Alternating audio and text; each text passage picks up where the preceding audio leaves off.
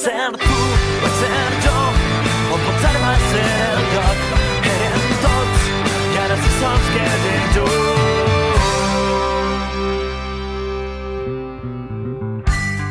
Vam néixer a una llar perduda per el món. Jugàvem a ser grans.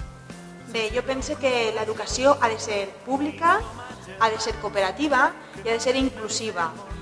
Hem d'aconseguir que participen docents, que participi l'alumnat i que participen les famílies, perquè l'educació l'hem de concebir com un tamboret que té tres potes, necessita tres potes, perquè en una pata soles el tamboret ni tan sols se manté de peus. Si li posem dos i te sentes se cau, però en canvi si li poses les tres pates, que serien els docents, l'alumnat i la família, doncs inclús posat damunt del tamboret que no caurà, serà resistent.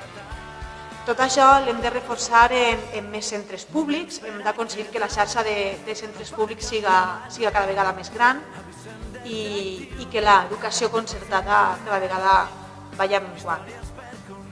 El sistema de beques l'hem de millorar. Hem de tindre més beques i molt més justes. I en quant a la protecció de la immersió lingüística, crec que és un pilar fonamental per a nosaltres, per als valencians.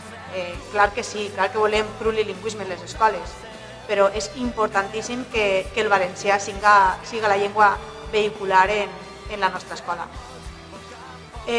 Això seria un poc parlant de lo que és l'educació tradicional, l'educació que donem a les escoles. Però, donat a la meva formació i a la meva experiència, aquesta educació, l'educació dels nostres joves i de la nostra infantesa ha d'anar més enllà. Hem de crear una xarxa estable de l'educació no formal.